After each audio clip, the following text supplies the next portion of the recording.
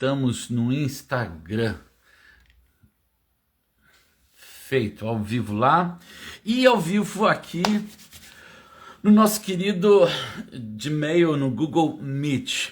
Pessoal, assunto de hoje é Dia dos Namorados. Não é o assunto de hoje, Dia dos Namorados, entendeu? Eu resolvi não falar sobre isso porque eu sei que o Fábio e o Beno estão viajando, aí não vão ter tempo de namorar, em homenagem a eles, né? Entendeu? Aí vamos falar sobre pensamento e motivação, né? Vai ser uma coisa legal. Então, boa noite para vocês, boa noite para Carla, Patrícia, Catiúcia, a Estéreo, o Dani tá lá atrás, brincando com o pequenininho, que já tá cada vez menos pequeno, né? Boa noite para todos vocês, meus queridos. Que bom ter vocês aqui. E no Instagram, oi Lu, a Lu entrou aqui no Instagram também, né? A minha cunhada, não vou fazer piadas de cunhada em Dia dos Namorados que não pega bem, né? Mas o pessoal aqui já riu. Legal. Pessoal, tá muito frio por aí? Tá gelado, né?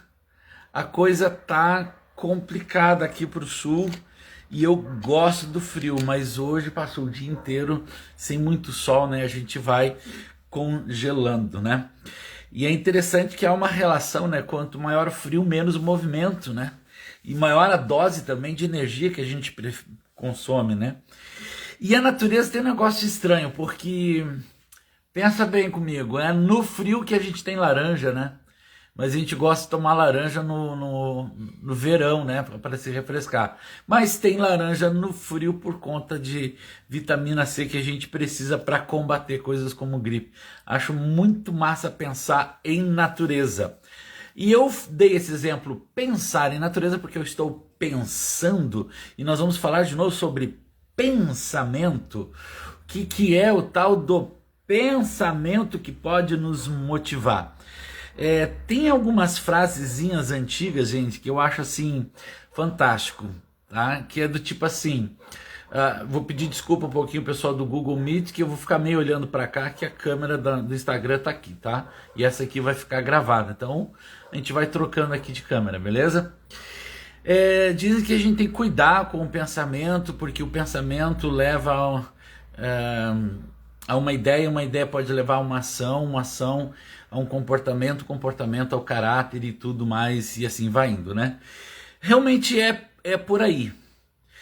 Tem um livro bem interessante do Walter Maxwell, que é Somos Aquilo que Pensamos. Porque se a gente pensa que é alguma coisa, cada vez mais a gente se assemelha a isso. E também tem um outro pensamento que é diferente de tudo isso, que é o que eu vou na direção hoje, que é mente vazia, oficina do diabo, né? Se não pensa em nada, você pensar em bobagem, né? Cara, é mais ou menos assim, sabe? Nessa linha que eu quero conversar. Já coloquei no vídeo lá no grupo que particularmente eu não sou fã da ideia de que nós somos aquilo que pensamos, tá? Então eu também não acredito que exista uma mente vazia, tá? E é mais ou menos isso que, mais ou menos não, eu vou falar nessa direção. Os que entraram agora aqui, o Gilson e a Jane, boa noite para vocês, que bom que vocês entraram. Tá o Mário Sonegó Neto lá no Instagram também, que bom que vocês estão lá. Então a gente está em dois momentos hoje aqui. Então vamos por parte aqui, gente. Nós tivemos uma live, e se você não faz parte do grupo Inteligência Emocional, um grupo de WhatsApp, lá a gente não vende nada, a gente só compartilha coisas que tem a ver com o nosso desenvolvimento pessoal, tá? Entra nesse grupo, porque uma das lives eu falei sobre pensamento, tornar-se imparável, tá? Foi uma das primeiras lives que a gente fez. E nessas primeiras lives eu expliquei o que é o pensamento. Resumidamente, o pensamento é quando todo o nosso cérebro ele trabalha na interpretação daquilo que estamos percebendo. Nós percebemos as coisas pelos órgãos dos sentidos. A gente costuma dizer, ou na escola, né? A escola está muito atrasada, gente. Ou como? Que nós temos os 5 sentidos, né? audição, visão, tato, paladar e olfato, né? Nós também temos o sentido de percepção do próprio corpo. Sabe, quando você sente fome, você está tendo um órgão do sentido trabalhando ali, que passou dos 5 sentidos. E também tem uma outra parte, um outro sentido, que é aquele que percebe o que nós estamos sentindo emocionalmente. Então tem mais do que 5, a gente está falando de 7. E por que eu estou falando de 7? Porque o pensamento, ele vai buscar informação dessas vias. Se você não tem nenhuma via de acesso, você não tem um pensamento, tá? Mas qualquer via de acesso funciona. E olha que interessante, gente. Uma pessoa que nasce com a incapacidade de ver, uma pessoa cega, né? Ela vai formar as imagens dela através de outra percepção. Mesma coisa a pessoa surda, né? Ela vai formar os, entre aspas, sons, entre aspas, imagens, né? Através de outras percepções. E essa formação se dá pelo pensamento. Com o tempo, o pensamento vai sendo armazenado e aí fica na memória. Estando na memória, a gente vai trabalhando com informações, com comparação de informação. Então, hoje foi um dia frio, aí amanhã vai um dia quente pra caramba. Então, os meus sentidos interpretaram a temperatura, vão comparar a temperatura de hoje com a de ontem, e aí eu vou chegando a algum lugar, tá? Então o pensamento é mais ou menos isso aí. Aí tem as várias formas de cognição do pensamento, as várias estruturas, relação com memória, enfim, aí é uma coisa muito ampla que não queremos entrar aqui. Eu quero falar só desse começo, né? Quando que pensamento vira uma motivação? Quando que o pensamento faz uma diferença? E afinal, somos o que pensamos ou não? Tenham cuidado com algumas coisas que dizem por aí, tá? Por exemplo, somos o que pensamos.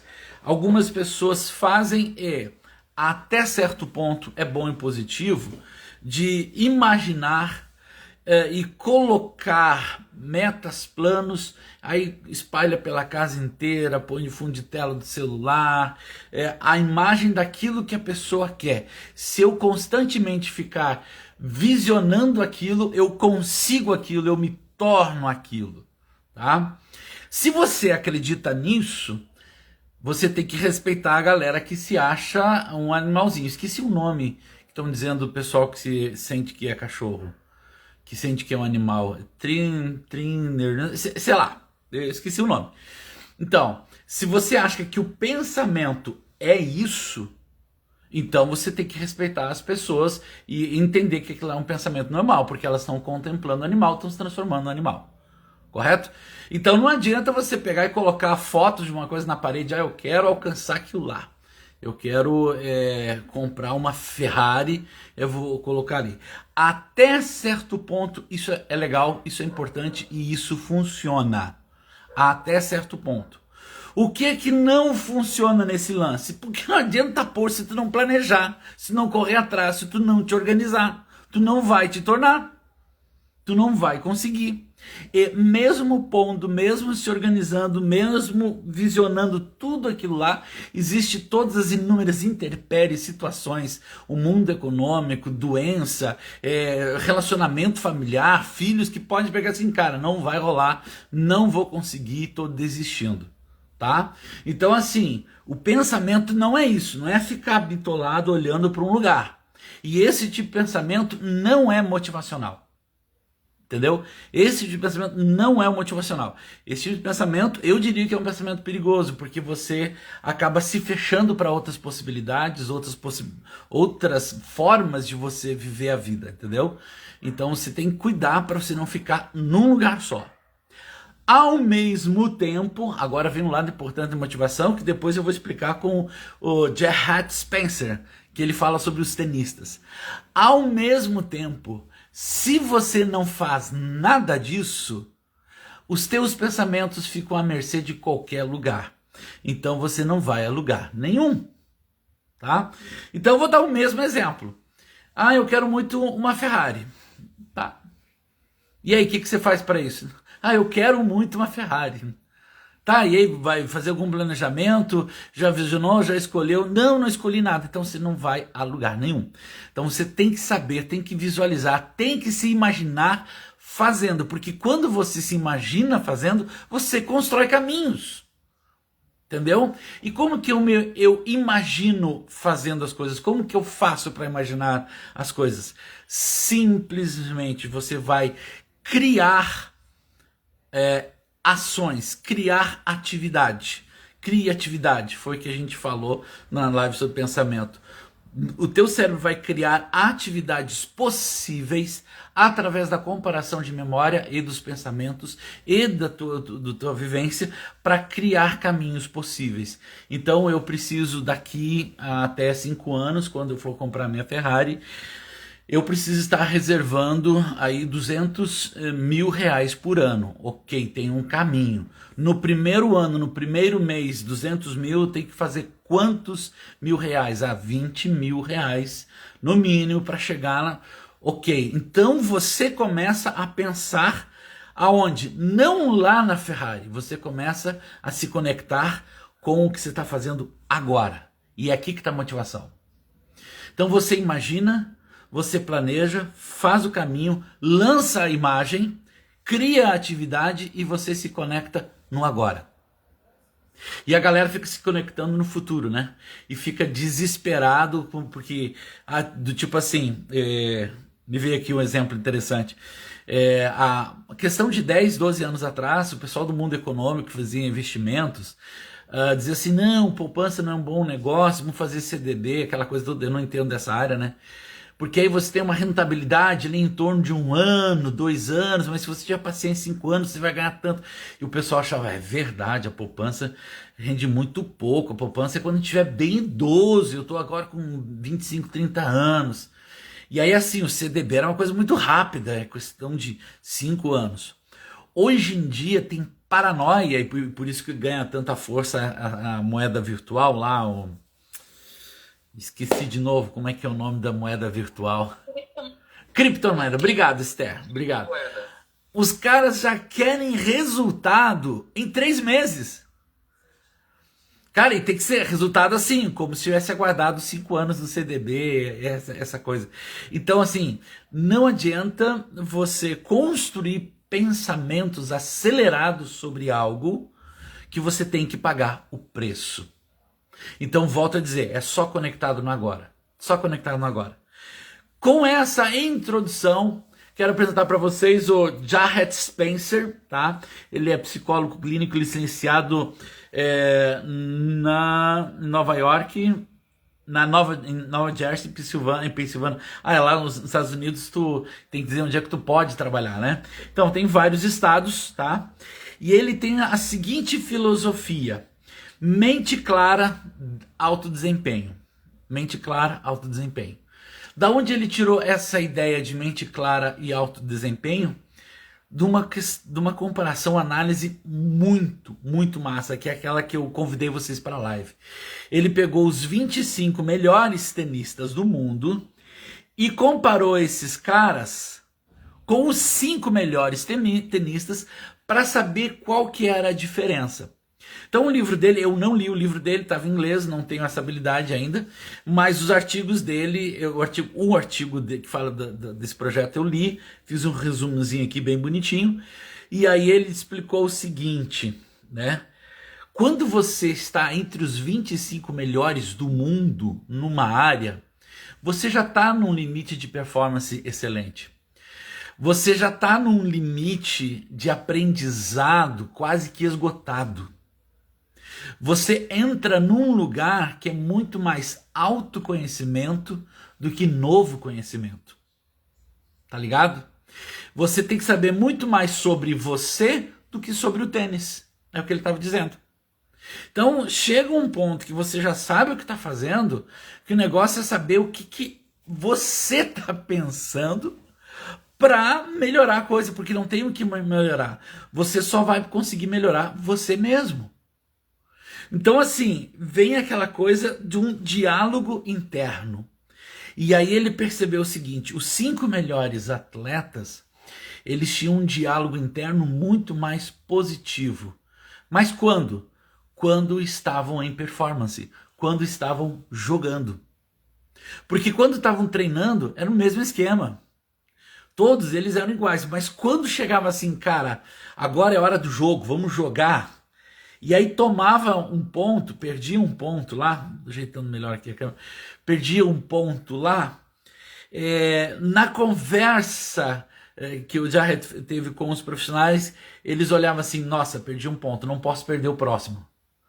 Já vem uma informação de medo ou de insegurança, não posso perder o próximo.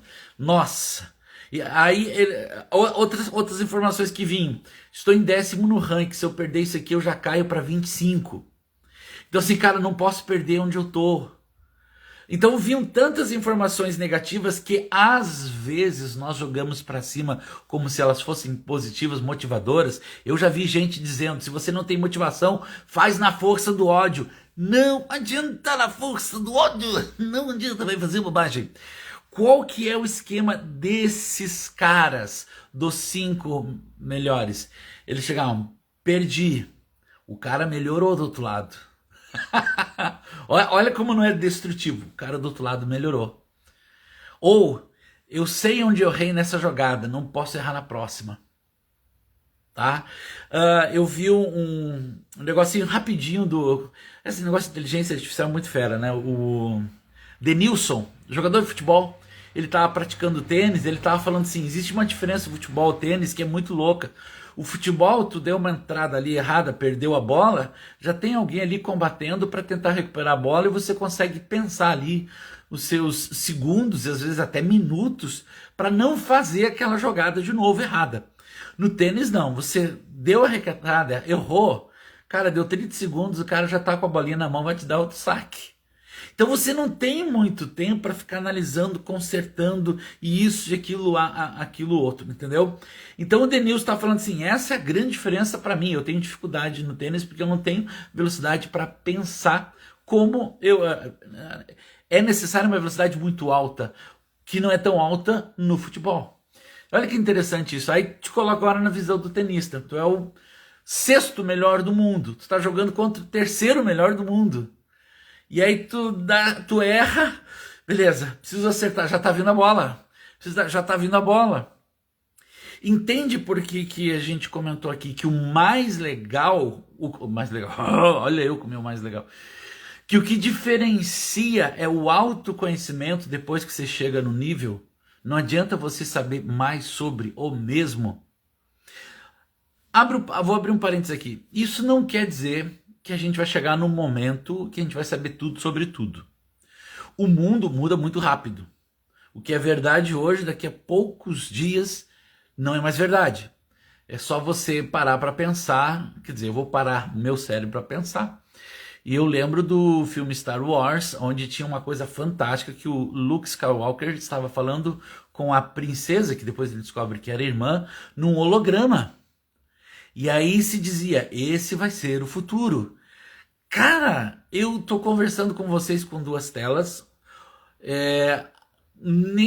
Tem gente tudo que é lado aqui. Tem gente andando, viajando, em movimento. E a gente tá se comunicando.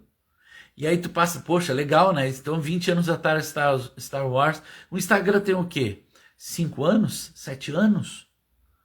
Então tudo muda muito rápido. Então a gente sempre tem o que aprender. Tá?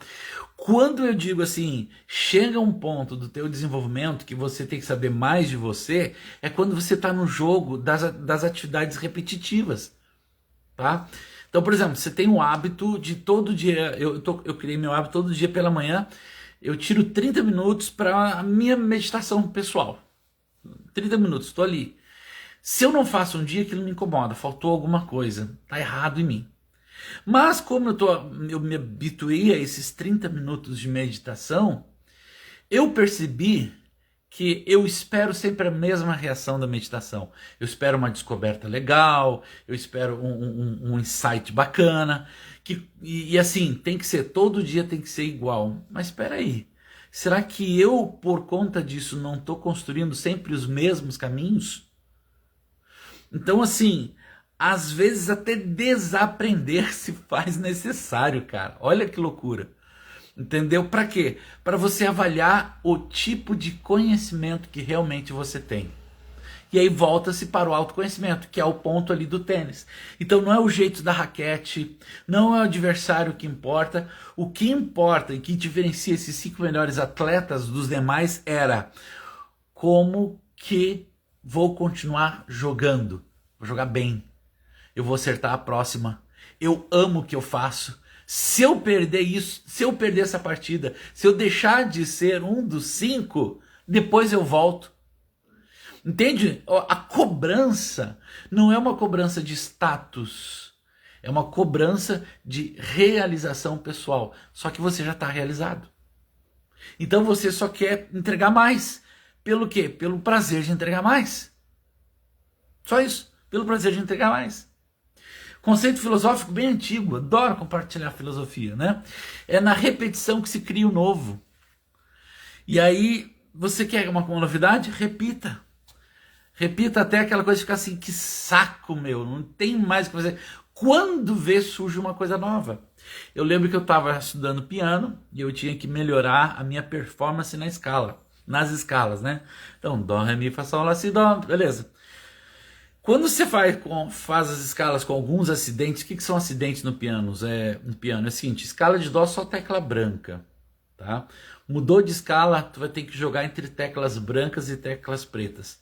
Então tem um movimento muito interessante, eu vou mostrar aqui minha mão no Instagram. Ó, mão direita, você faz dó, ré, mi, passa o dedo por baixo, vira, né? Passa, fá, sol, lá, si, dó. E a mão esquerda começa com dedos ao contrário, tá? Dó, ré, mi, fá, sol, lá, passa o dedo por cima. Aí você vai juntar, você percebe que a troca é invertida. Cara, isso dá uma desgraceira no cérebro. Você trava. Mas aí você descobre que a maioria das escalas funciona nessa regra. Então você treina, tá, oh, beleza. Aí você inventou de tocar a escala de Fá maior, que tem um bemol só. Por isso que, ó, por que quem tá fazendo piano, coisa assim, né? Por que a gente começa a escala de Dó para Sol, para Ré, para Lá e para Mi, e não vai direto de Fá, que só tem uma teclinha preta? Porque o Fá inverte a posição dos dedos. Aí tu decorou de um jeito, aí vem uma bendita de uma escala, tem que decorar tudo do outro jeito. Fazer tudo diferente. Entendeu? Eu lembro que eu estava fazendo uma palestra no QGR aqui do Fernando, e eu estava falando exatamente sobre isso. As pessoas pensam assim, cara, eu tenho que desaprender, que desaprender é muito difícil. Esquece. Não desaprende nada, cara. Aprende novo. Para você desaprender, você tem que passar uma informação sobre o que você já sabe. Então você tem que aprender a desaprender, para depois aprender um novo. Só vai direto para o novo. Entendeu? E por que eu estou falando isso? O cara jogando tênis, ele não tem que desaprender uma jogada errada que ele fez, por isso que ele perdeu o ponto. Não, ele só tem que continuar jogando. Mesma coisa o pianista, cara, só tem que continuar na escala. A mesma coisa é a nossa vida. Cara, a vida inteira um exemplo bem prático. Eu quero muito pegar o hábito de ler o livro, mas eu leio uma vez, duas, três, uma vez por dia. Leio primeiro dia, segundo dia, terceiro dia, depois quarto eu esqueço. Quando vê, passa uma semana, já desisti o livro. Cara, volta. Não começa do zero. Agora eu vou de novo. 1, 2, 3, 4, 5. Só volta. Entendeu? Esse é o esquema. É não parar. É olhar para si com um pouco mais de empatia, um pouco mais de carinho, do tipo, eu consigo continuar da onde estou. Por quê? Porque eu estou gostando do processo. Pô, mas você acabou de perder um ponto, você acabou de errar a escala, você acabou de deixar de ler o livro. Tudo bem, eu sigo. Entendeu? Eu prossigo. Esse é o lance. E esse é o pensamento motivador. Então, o Jarrett Spencer, ele chama isso de diálogo interno positivo. Positive self-talk, tá? Ele fala da visualização, que é a visualização? Lembra o exemplo que eu dei lá de vamos comprar uma Ferrari, visualizar lá em cima, beleza? Ok, show de bola. Mas a visualização que ele coloca é, cara, o meu ponto vai ser como? Entendeu? Então, o treinamento de alta performance de quem está ali no tênis ali, quando ele dá um saque, ele espera que a resposta do oponente venha em tal lugar. Então ele visualiza, eu vou bater este saque, a resposta vai vir lá. Então essa visualização é importante. Então eu vou fazer isto hoje, porque amanhã vai acontecer isso. Então você tem um diálogo positivo, uma visualização e depois você tem um foco controlável. E aí é que tá. Vamos lá. O que é esse foco controlado? Tem gente que adora essas histórias assim. Eu lembro uma história motivacional de uma empresa, não lembro o nome da empresa, só lembro o resumo dela. De que o cara, ele não acreditava no sonho da empresa dele, empresa americana, ele não tinha dinheiro, ele gastou toda a herança, gastou tudo, e ele se alimentou por 1 ano e meio apenas de amendoim, né? Porque ele não perdia o foco. Essas histórias, indústria americana, 1800 alguma coisa. Essas coisas motivacionais aí que eu hoje fico meio estranhando se é motivacional ou aumenta a tua culpa. Mas vamos lá. E aí eles falavam assim, o cara ia lá e dizia, depois de 1 ano, eu estou só de amendoim porque eu acredito no sonho. Ô cara, por que tu tá só nesse foco amendoim? Não tem outras coisas pelo mesmo valor que tu possa comer? Entendeu? Então assim, o que é o foco controlável? É você não perder o teu objetivo, mas conseguir olhar para o lado. Eu vou fazer coisas paralelas, porque isso não vai tirar o meu foco lá. Então, cara, sei lá, troca amendoim por aveia, eu não lembro mais a ideia. Mas você não precisa ficar na mesma coisa. Tem gente que passa assim, cara, eu preciso agora economizar tanto, e aí fica numa, assim, unha de fome, né? E aí pode, um dia 12 de junho, pode sair com a namorada, com a esposa para jantar fora. Não posso, eu vou perder o foco, eu vou perder o dinheiro. Cara, faz uma controlada, abre esse teu foco. Será que numa economia do mercado da semana seguinte tu não tira esse jantar? Entendeu? E o que ele estava falando sobre esse foco controlável? É a reação que você tem com fatores externos. Tá? Então, assim, na quadra de tênis, que são os fatores externos? A torcida. Aí o cara faz um ponto em você, a torcida grita o nome do teu adversário e você fica lá, é mesmo, cara. Eu podia estar ganhando esse ponto, né? Não, mas eu tenho que continuar jogando aqui. Eu preciso ganhar, preciso ganhar. Não, o foco controlável é, cara, que legal, a torcida tá vendo aqui, eu vou virar esse jogo e a torcida vem comigo. Esse é o lance. Então, assim, ó, na vida, cara, vou sair hoje, dia dos namorados, vou sair hoje, semana que vem, já tô anotando aqui, eu vou curtir a vida. Esse é um foco controlado. Você não perdeu o objetivo para aproveitar uma coisa legal. Ou você não arranjou, inclusive, inimigos. Tem uma história maravilhosa. Eu sou fã do Ronaldinho Gaúcho, tá? Não da vida dele, do profissional dele. Ele é sei lá o quê. Tava no jogo, é o que se conta. Dizem que tem imagem, eu nunca vi, tá? Um jogo lá na Argentina, Brasil e Argentina, da seleção, né? Ronaldinho Gaúcho, todo mundo aquecendo. Aí a torcida argentina vai pra cima, vai vaiando, né? E aí o Ronaldinho era o mais badalado daquela época, ele pegava na bola, chamava de um monte de coisa, né? E aí, de uma hora para outra, o Ronaldinho saiu do meio do aquecimento, foi em direção à área, né? E aí o pessoal ali, o Neymar e o Alex contando, né? Ih, cara, o bruxo vai aprontar. O que o Ronaldinho fez? A torcida vaiando, ele pegou a bola, chutou, a bola pegou na trave. E voltou. No que pegou a trave, o estádio inteiro parou e vaiou, né? Quando voltou, dominou, ajeitou, chutou de novo e pegou onde? Na trave. E voltou. Aí o estádio ficou meio quieto. Pegou uma terceira vez na trave, voltou. Cara, a torcida inteira gritou o quê? Ronaldinho, Ronaldinho. Foco controlável. tá ligado? Ah, estamos com vários problemas políticos no Brasil, tá faltando dinheiro para todo mundo, meu Deus do céu. Cara, foco, faz o teu, joga com o que tem, tá ligado? Então assim, como que eu organizo o meu pensamento para ter motivação? Conectado com agora, positividade interna, visualização e um foco adaptável, tá? Porque assim, no país que a gente está, nessas inseguranças políticas e econômicas que a gente tem, sempre tem, ó, nunca se esqueça, hein? Segurança política sempre tem os que perdem e os que ganham. Trocou o governo é a mesma coisa, os que não perdiam agora ganham, os que não ganhavam agora perdem, tá? Então uma hora você vai jogar nessa, é simples assim. Uma outra coisa aqui que eu vou falar e que está na pesquisa do cara, e dizem, você é muito entusiasmado com isso. Eu sou porque funciona. Eu tenho gente aqui que fez o ATC que sabe que funciona, que é o tal do mindfulness, tá? Jogadores que praticam o de tênis, né, os 5 melhores, eles praticavam mindfulness não só antes do jogo, mas diariamente.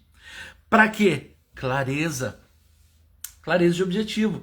Vou entrar nesse jogo aqui. Se eu perder, eu vou cair para tal posição. Vou fazer isso. Tá tudo bem claro para mim. Se eu empatar, não, tênis não empata, né? Só ganha. Então, se eu ganhar, eu continuo na situação. Tá tudo claro. O mindfulness põe um pouco de racionalidade na emoção, nós decidimos pela emoção, então não adianta você entrar num desespero, ou não adianta você escrever e planejar para tentar controlar a coisa, porque na hora de decidir, se você não tiver clareza, você vai pela emoção. Então, cara, quer segurar o teu... Você precisa segurar o teu foco, né? Ser controlável, tenha clareza, tá? Já deve ter acontecido com você de um dia você estar chegando assim em casa bem agitado, né? E aí a pessoa faz uma pergunta, você responde uma coisa totalmente diferente, né? Aí a pessoa, eu nem estava te perguntando sobre isso. O que é isso? Isso é um sintoma de que tua mente está confusa com um monte de informação, entendeu? Quando você está no mindfulness, você tem mais clareza para inclusive esperar a pergunta certa do outro lado para responder de forma correta. E o último que eu anotei aqui, que eu acho relevante, na verdade tem mais 3, mas eu vou falar só os 2, senão vou muito longe aí, e eu sei que o Gilson também já quer sair para namorar, e aí a coisa tá feia, né, Gilson? Então, aí o Daniel já tá quase quebrando a casa ali, né? Desliga aí, mas vamos lá. Gente, rotinas pré-performance. Isso aqui é uma coisa interessante, tá? E isso está muito presente no esporte profissional e ele deveria estar presente na nossa vida. Aliás, eu li sobre isso e eu estou pensando em como vou aplicar essa ideia. Você já deve ter visto principalmente nadadores, jogadores de tênis, chegar com fone de ouvido, chegar ouvindo alguma coisa, fazendo, conectado, estão num jeito, a cabeça deles está num lugar. Antes da performance, eles criam uma rotina para que o pensamento não se perca, para que a clareza não se perca. Tá? Isso é muito interessante para fazer em situações assim. Por exemplo, vou fazer uma palestra. Cara, eu preciso de 10 minutos antes da palestra, eu quero ficar sozinho. Eu vou começar a fazer isso para mim, sabe? Eu quero ficar sozinho. Aí eu vou fazer o que nessa palestra? Eu já tenho a clareza do que eu tenho que falar. Eu vou relaxar e criar um ritual de autocuidado, tá? E autocuidado nesse momento, eu não estou falando de fazer as unhas, receber uma massagem. Não. É ouvir alguma coisa boa, é ler algo bom, é tirar um momento para você se concentrar e ficar só em você mesmo, em mais nada. Por que isso, gente? Eu deduzo que é exatamente pelo motivo do diálogo interno positivo. Porque se você chegar dando atenção a tudo, e nós damos atenção a tudo, né? Eu tô vendo aqui que o William, meu primo, entrou aqui. Ele tem uma bebezinha linda, né? Então ele vai performar o William. Aí quando chega, a bebê acorda. Ou fica pensando, bebê, será que deu comida? Será que... né? Ou você já tá desfocado. Então essa pré-rotina antes da performance é bom para você voltar o pensamento em você mesmo. Isso vai motivar os teus, quer dizer, o teu pensamento vai te conduzir uma motivação maior. E o último item que me parece super interessante é ter uma confiança inabalável em quem? Em você, tá? Confiança, não arrogância, tá? Confiança inabalável. Cara, se o Ronaldinho chutou aquelas 3 bolas na trave, cara, aquilo foi por confiança inabalável. Entendeu? Se o... olha só, dentro da mesma linha aqui. Eu vi hoje isso. Década de 80 não revelou quase nenhum jogador de tênis. Década de 90, pouquíssimos. Por quê? Porque tinham 2 caras que trabalhavam em tamanha alta performance que só eles ganhavam todos os prêmios. Um se aposentou agora há pouco. Tá? E por que eu tô falando isso? Porque a confiança deles era muito grande. Naval, né? O que tá aposentando agora, né? Não sou muito ligado no tênis, eu tô pegando pela matemática. Mas ele se aposentou há pouco, cara, em alta performance. Falando em idade, assim, alta performance, o goleiro do Cruzeiro tem 40 anos. O Cristiano Ronaldo, campeão da Copa, 40 anos, tá rolando um vídeo dele colocando o Ronaldinho Fenômeno, o Maradona e mais 2 jogadores de alto nível do mundo, né? Todos quase tão um pouco mais gordinhos que eu, né? Com 40 anos. E aí colocaram o Cristiano Ronaldo com 40 anos, puxando ferro, fazendo abdominal, trincado, velho, trincado. Isso é uma confiança inabalável em quem eu sou, em quem eu quero ser, como eu quero me manter. Aí eu sinto meio envergonhado da minha parte, porque eu desisto tão fácil de certas coisas, né? Eu olho esses caras, tá aí, ó.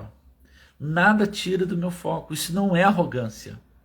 A confiança inabalável não é arrogância. É você saber direitinho o que você quer, qual que é a tua ideia para a tua vida e tudo mais. E quando você tem uma confiança dessa, gente, aí a coisa fica difícil de tirar do caminho, sabe? Eu lembro a primeira vez que eu assisti um jogo do Grêmio no Olímpico, no antigo estádio Olímpico. Nossa, tô falando muito de futebol. Isso é um péssimo sinal para mim. Mas eu lembro que teve um pênalti de um time, não lembro o time, nossa. E aí, cara, era um pênalti contra. E eu me coloquei no lugar do jogador. E aí tava o estádio inteiro, né, vaiando o cara. E eu assim, cara, eu não teria, a minha perna ia tremer, velho. Eu não ia conseguir chutar esse negócio, não. De jeito nenhum. Aí o cara vai lá, chutou e fez, né? Eu falei, caramba. Só com confiança inabalável. Eu sei o que eu estou fazendo.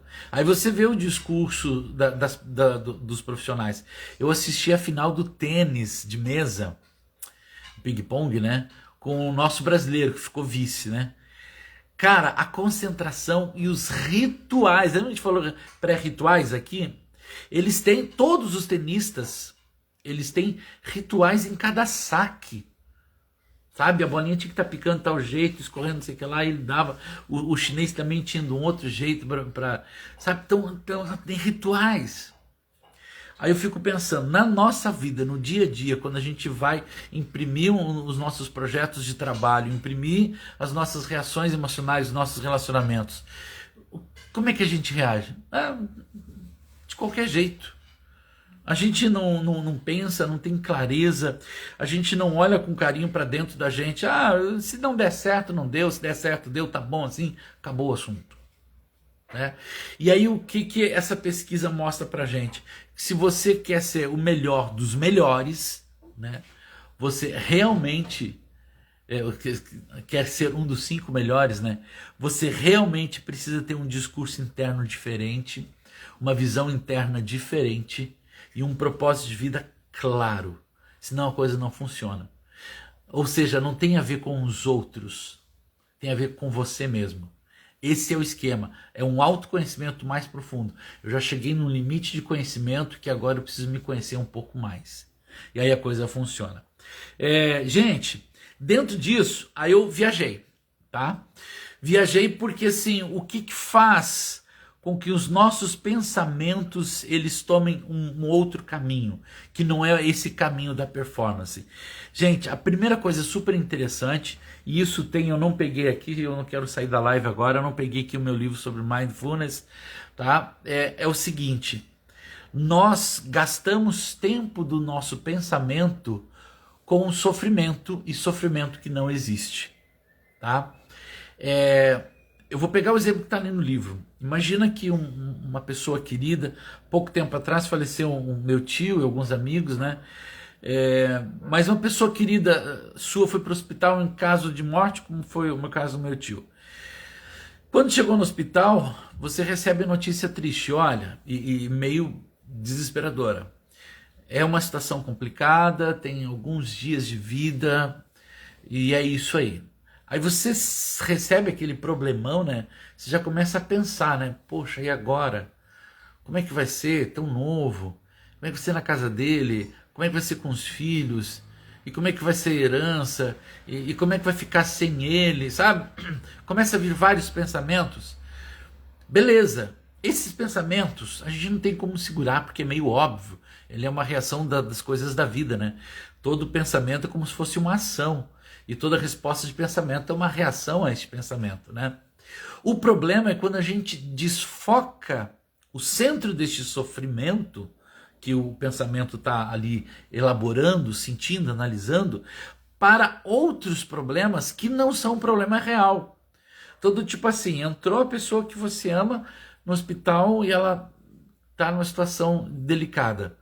E aí você fica preocupado, como é que eu vou fazer o enterro dessa pessoa? Cara, tá vivo. Não morreu. O teu sofrimento agora é só enquanto ele estiver vivo.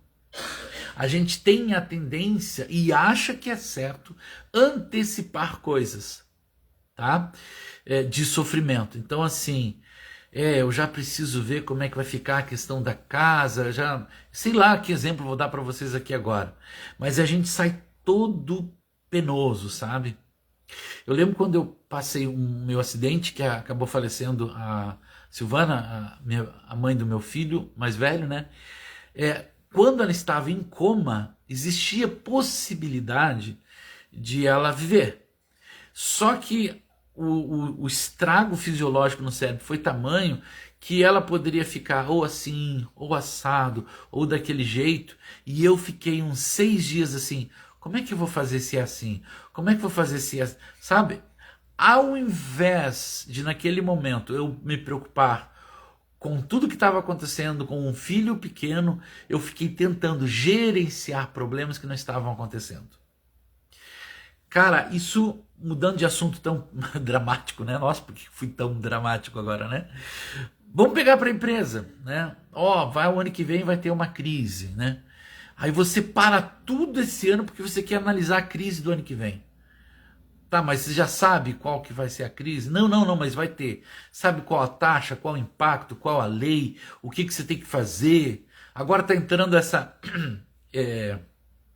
que eu e Esther estamos falando, essa lei da saúde mental, né, psicossocial nas empresas, né? Já entrou, né? Já entrou, mas ela vai ser cobrada a partir do ano que vem com força de, se não tiver fazendo, tem que fazer, vai sofrer multa, né? Aí o pessoal fica assim, não, e agora? O que eu fazer? Porque isso e aquilo outro. Qual é o seu problema? Não é ficar supondo 1 milhão de coisas. Qual é o seu problema? O que sua empresa faz que precisa ser adequado? Não, porque agora eu tenho que cuidar da saúde emocional dos meus funcionários. Cara, quer uma frase mais complicada do que essa? Como é que você vai... Você não sabe se o cara tá bem ou mal em casa, se tem alguma dificuldade com pais, com avós, com filhos. Você não vai cuidar da saúde emocional de ninguém. Você vai cuidar do seu trabalho e como isso não impacta no trabalho a vida emocional. Ou seja, é cada problema no seu devido lugar. E a gente sofre com problemas que não aconteceram. Então, a primeira coisa, quando você acumula um segundo sofrimento, você está com um problema. Vamos imaginar um sofrimento. Entrou no hospital. Vou pegar esse exemplo aqui. E vamos chamar esse sofrimento de travesseiro bem fofinho, branquinho de penas. e você está carregando esse travesseiro, tá? Saiu do hospital. No meio do caminho você pensa, ai, agora eu tenho que cuidar, mas isso aí, o outro problema é um outro travesseiro. Você concorda comigo que carregar 2 travesseiros é tranquilo, né? Até confortável, né? Mas aí você lembrou de um outro problema, você pega um terceiro, né? Quando você está com o terceiro travesseiro andando pela rua, eu acredito que as pessoas vão começar a olhar para você, o que está acontecendo. Aí o fato das pessoas estarem olhando para você, já pega um quarto travesseiro, gente, o que será que está acontecendo comigo? Está todo mundo olhando para mim. Vai chegar um ponto que não é que o sofrimento cause um peso forte, ele causa um desconforto que você não consegue olhar mais para o lugar certo. Então, a gente tem que aprender a sentir os sofrimentos que são específicos, que são plausíveis de você controlar. E muitos desses sofrimentos você tem que esperar para que ele passe, para você poder pensar num outro sofrimento. E aí vem aquela coisa, né, do apego que a gente tem com certas coisas. É uma coisa que eu luto muito pessoalmente. Eu tenho um apego específico por ter sido sacaneado numa época da minha vida, entendeu? Porque literalmente tirou um estado de flow que eu tinha por uma simples inveja de um cara. E eu me apego, seguidamente eu ainda me apego àquela vida que eu tinha. Nossa, lá eu fazia isso, eu amo isso, e minha mente vai para aquele lado. Esse apego é um problema. Apego a coisas que você não tem mais acesso. Uma das coisas que a gente não tem mais acesso é o passado. O passado ele tem uma função que é criar imagens de aprendizado para o seu presente. Beleza? Tá aí, ó, isso foi espontâneo, viu?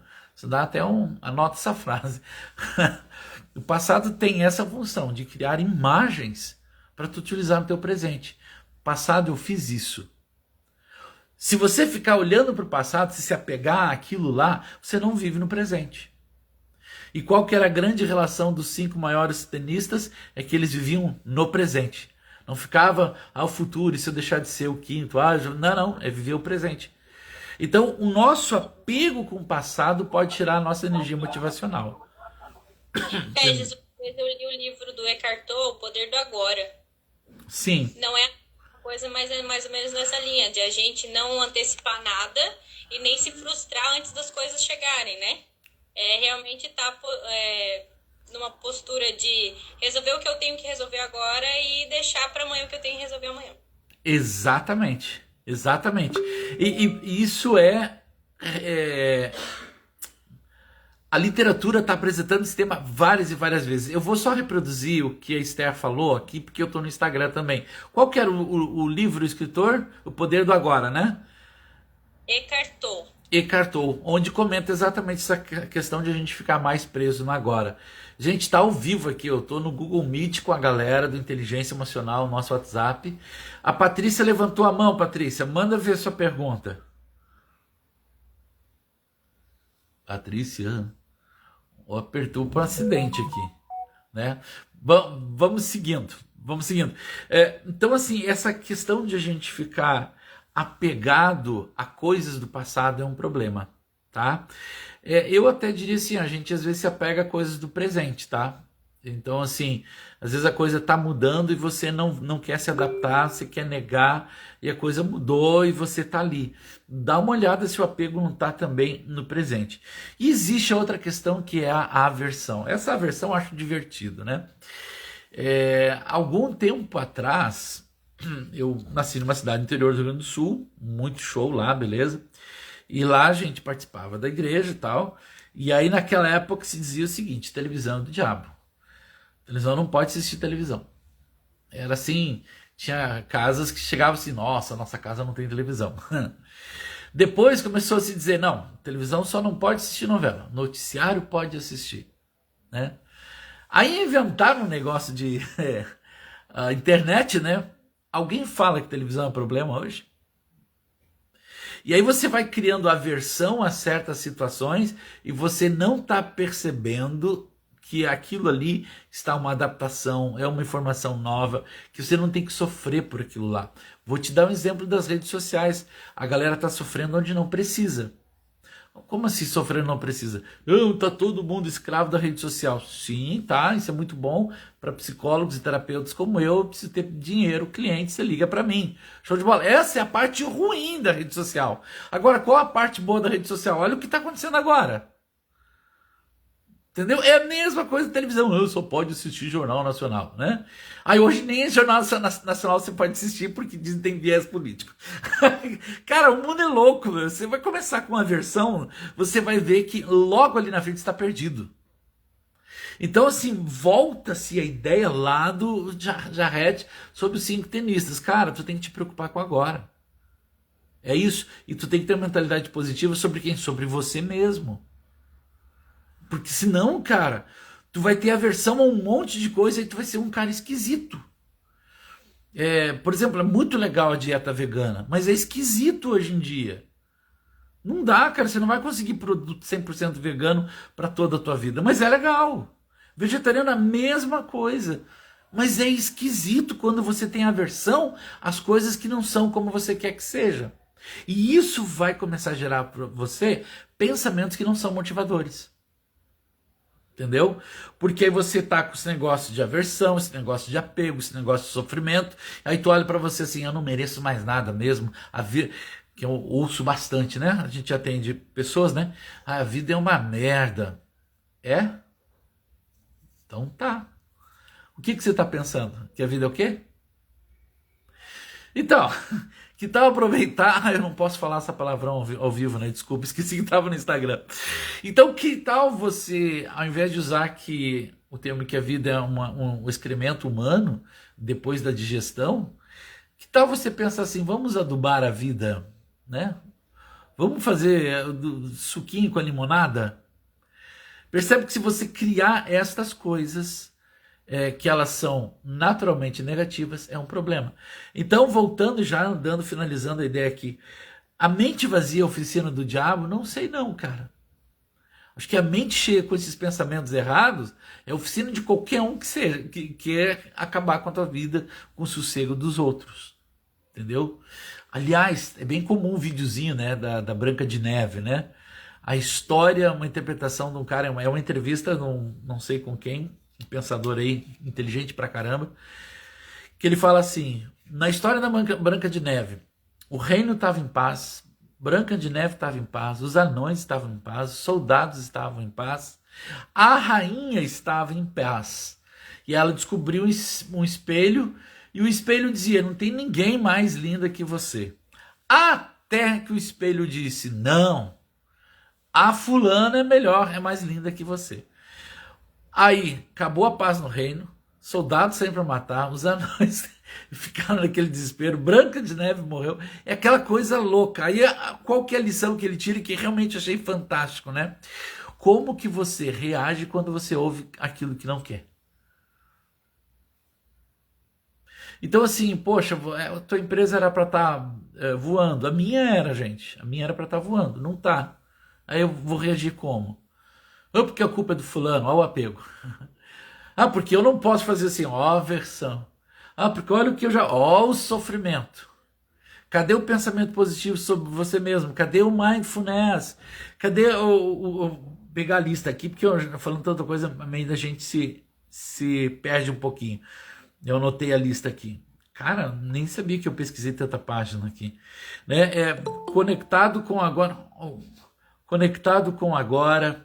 Técnicas, foco controlável, visualização, diálogo interno positivo.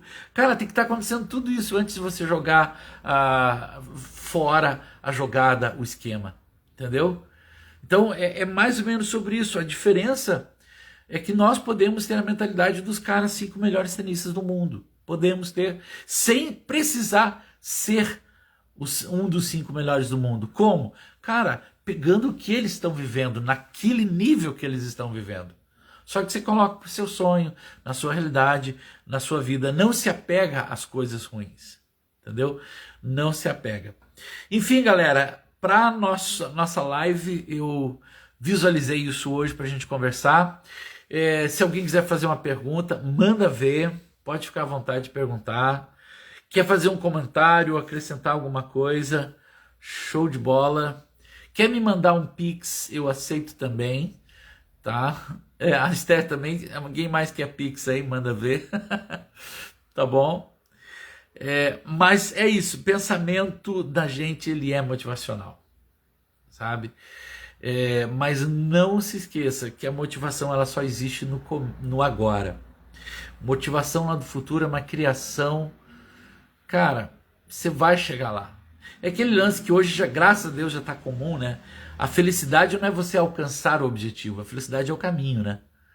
Então você tem que curtir, não tem que ficar só imaginando lá na frente, né? Eu quero ser o melhor tenista do mundo. Cara, curte o caminho, pega o processo, vai indo, foca. Não vai para o lado derrotado da coisa, vai para o lado positivo. Beleza, meus queridos? Regis, eu quero só fazer um comentário rapidinho. Por favor. Do que você falou, eu achei muito interessante. 2 pontos, principalmente.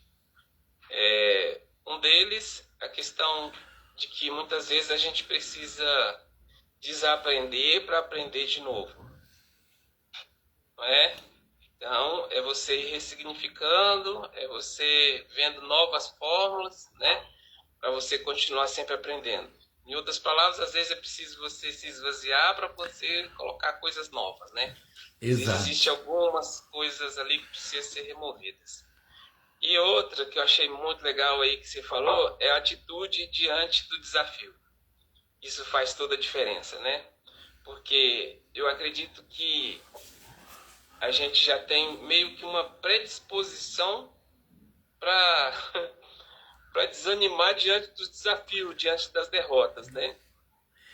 Parece que luta contra, né?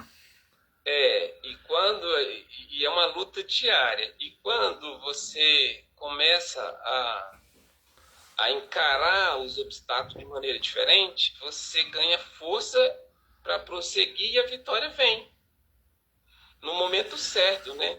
Ela não vem todo dia, toda hora, mas no momento certo ela vai vir. Então, a atitude diante dos desafios faz toda a diferença. Em outras palavras, a gente precisa... Ai, fugiu o que eu queria falar. Ô Gilson, eu tô vendo aqui, tô no Instagram, né? Gente, estamos numa live do projeto lá do grupo de WhatsApp, que você entra clicando aqui nesse link que tá ali, e a live tá aqui no Meet. No Meet tem lembrei. participação. Eu só vou dar boa noite aqui pro pessoal do Instagram, Gilson, pode ser? Porque eu fico quieto e a galera tá entrando. Eu vi que o Davi Boixá entrou agora. Rapaz, faz tempo que eu não falo com esse rapaz aí. Meu Deus do céu, lá do Rio de Janeiro. Ele era moleque, hoje escritor, jornalista, um monte de coisa. Ele entrou aí. Gente, eu vou dar boa noite aqui no Instagram e vou seguir no Google Meet, que o papo aqui vai ser massa, tá? Então, toda vez que eu lançar o link para o grupo do Inteligência Emocional, você entra lá a gente não fica vendendo nada, não fica incomodando, dando bom dia, é só assunto bacana, assim como foi o assunto de hoje. Eu espero que você tenha gostado. Quando for assistir esse vídeo, compartilhe com mais pessoas, tá bom? Boa noite para vocês aí no Instagram e a gente continua aqui no bate-papo do pessoal ao vivo, tá bom? Tchauzinho, pessoal.